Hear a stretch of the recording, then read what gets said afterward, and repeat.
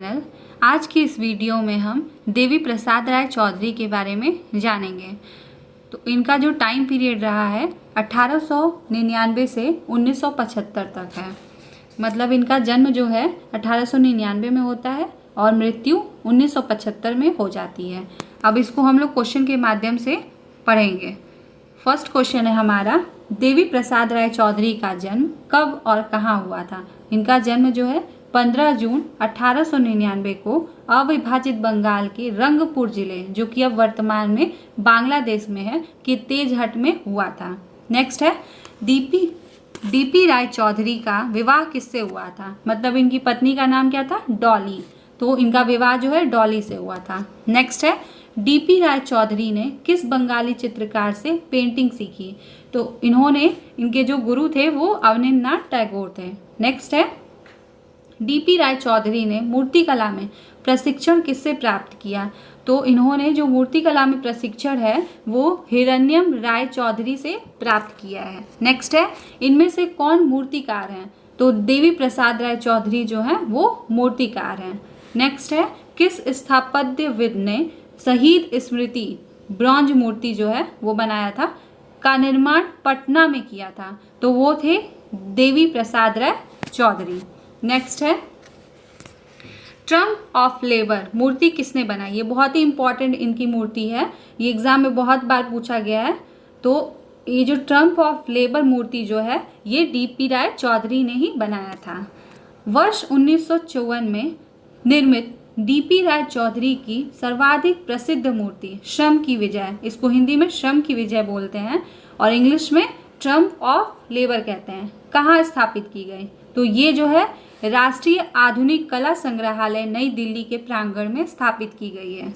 Next है, श्रम की विजय ट्रम्प ऑफ लेबर मूर्ति का एक अन्य संस्करण 1959 ईस्वी में कांस्य एवं सीमेंट के संयोजन से देवी प्रसाद राय चौधरी ने कहाँ निर्मित किया। तो ये जो है मरीना समुद्र तट पर चेन्नई में किया गया है। नेक्स्ट है, श्रम की विजय देवी प्रसाद राय चौधरी द्वारा बनाया गया एक सार्वजनिक मूर्तिकला संरचना है जो दर्शाती है, ये क्या दर्शाती है, इस मूर्ति का अर्थ क्या है। तो इसका अर्थ है राजमिस्त्रियों का एक समूह जो पत्थर के एक बड़े टुकड़े को भरसक उठाने का प्रयास कर रहे हैं, इसका अर्थ ये है। नेक्स्ट है, 1955 ईस्वी में टोक्यो में आयोजित यूनेस्को आर्ट सेमिनार के अध्यक्ष के रूप में काम किया था। तो डीपी राय चौधरी ने 1955 में आयोजित टोक्यो में आयोजित यूनेस्को आर्ट सेमिनार के अध्यक्ष के रूप में भी कार्य किया था। नेक्स्ट है, 1954 में ललित कला अकादमी की स्थापना हुई। यहाँ ललित कला अकादमी की स्थापना कब होती है, 1954 को होती है। तब किसे इसके संस्थापक अध्यक्ष के रूप में चुना गया था। तो उसके सबसे पहले अध्यक्ष जो थे वो डीपी राय चौधरी ही थे। नेक्स्ट है, राष्ट्रीय ललित कला अकादमी जिसकी स्थापना 5 अगस्त 1954 को हुई थी, को नई दिल्ली के रविंद्र भवन में हुई थी। इसके प्रथम अध्यक्ष कौन थे। तो इसके प्रथम अध्यक्ष जो हैं डीपी राय चौधरी थे।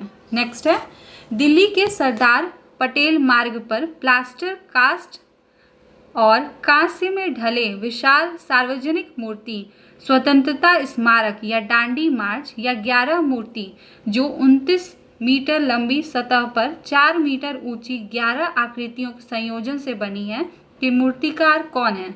मतलब इसमें मेन जो है स्वतंत्रता स्मारक, डांडी मार्च, 11 मूर्ति, ये तीनों मूर्ति जो है प्लास्टर कास्ट एवं कांस्य के माध्यम में बना है। इस मूर्ति को कौन बनाया है। तो इस मूर्ति को देवी प्रसाद राय चौधरी ने बनाया है। नेक्स्ट है, कलाकार के साथ साथ पहलवान, शिकारी, नाविक और संगीतकार भी थे। तो देवी प्रसाद राय चौधरी जो है ये सारे उनके अंदर गुण थे। मतलब पहलवानी भी वो करते थे, शिकारी भी थे, मूर्तिकार भी थे, नाविक भी थे, संगीतकार भी थे। ठीक। नेक्स्ट है,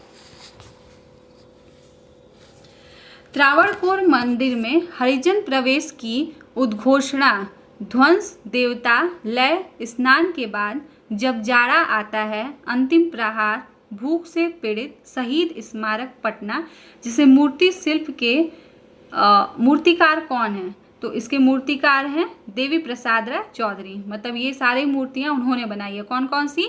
ध्वंस देवता, लय, स्नान के बाद, जब जाड़ा आता है, अंतिम प्रहार, भूख से पीड़ित, शहीद स्मारक जो कि पटना में है।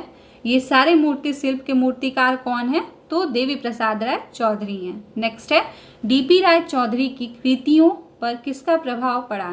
तो इनके ऊपर फ्रेंच प्रभाववादी मूर्तिकार अगस्त रौंदा का प्रभाव पड़ा था। नेक्स्ट है, 1929 ईस्वी में government school of art Madras के प्रथम भारतीय प्राचार्य किसे नियुक्त या कौन नियुक्त किए गए थे? तो ये देवी प्रसाद राय चौधरी नियुक्त किए गए थे। Government school of art Madras के प्रथम भारतीय प्राचार्य थे और ललित कला अकादमी के प्रथम अध्यक्ष भी ये रह चुके हैं। ठीक, तो ये दोनों संस्थाओं को आप लोग को याद रखना है। ये ललित कला अकादमी जिसकी स्थापना जो है 1954 ईस्वी को हुई थी, उसके प्रथम अध्यक्ष कौन थे? तो वो थे डीपी राय चौधरी। और उसी तरह से government school of art Madras के प्रथम प्राचार्य मतलब प्रिंसिपल, भारतीय प्रिंसिपल जो हैं वो देवी प्रसाद राय चौधरी ही थे। नेक्स्ट है, डॉक्टर अलेक्जेंडर ने किस वर्ष मद्रास कला विद्यालय की स्थापना की थी? तो 1850 में मद्रास कला विद्यालय की स्थापना किसने की थी?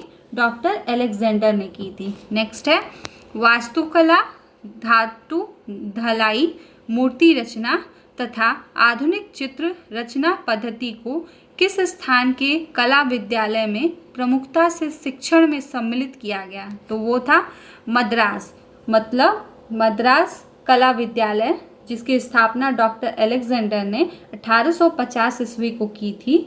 उसमें वास्तुकला, धातु ढलाई, मूर्ति रचना और आधुनिक चित्र रचना पद्धति को प्रमुखता से शिक्षण में स्थान दिया गया था। नेक्स्ट है, देवी प्रसाद राय चौधरी को भारत सरकार ने किस वर्ष पद्म भूषण पुरस्कार से सम्मानित किया था? तो वो था 1958।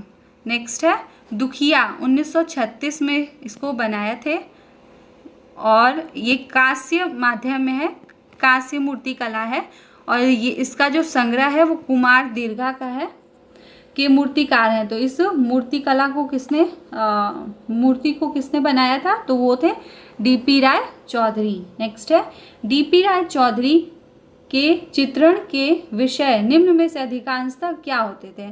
तो वो महिलाओं से रिलेटेड बहुत ज़्यादा चित्र बनाते थे या फिर मूर्तियाँ बनाते थे। नेक्स्ट है, 76 वर्ष की उम्र में डीपी राय चौधरी का निधन हो गया था। तो इनका जो निधन है वो 15 अक्टूबर 1975 ईस्वी को हो गया था। तो इसी के साथ आज हम लोग डीपी राय चौधरी मतलब देवी प्रसाद राय चौधरी के बारे में जाने। आई होप आप लोग को ये सारी चीज़ें समझ में आई होगी। Thank you so much.